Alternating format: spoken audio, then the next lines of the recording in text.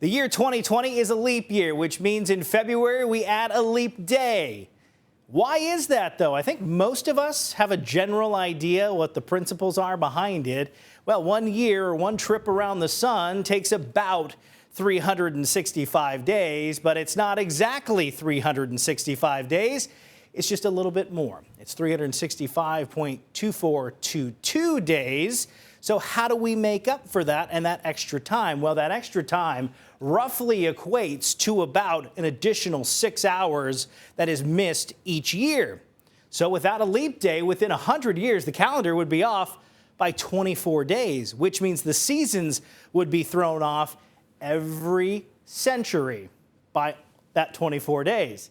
So spring would start at the end of February, which some people wouldn't mind, but it would be tough to keep track of. So the solution, add 1 day every 4 years to get the yearly average to 365.25 days. So that should solve the problem, right? Almost, but not quite. When you do the math, there is still some time left over if you did that extra quarter of a day on a yearly average. That would be 11 minutes too much each year.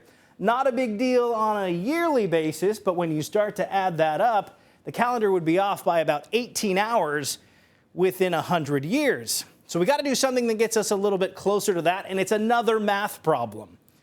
You skip a leap year if it falls on the century mark, unless that century is divisible by 400 evenly.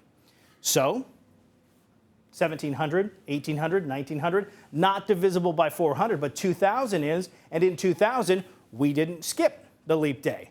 But we're going to skip it in 2100, 22, and 23, but not in 2400, which gets our yearly average to 365.2425 days, which is close, not exactly bang on to that number that we need, but close enough to live with.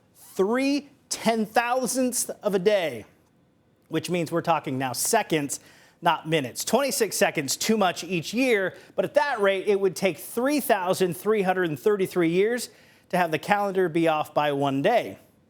We'll see how we make the adjustment then. That's why we have a leap day.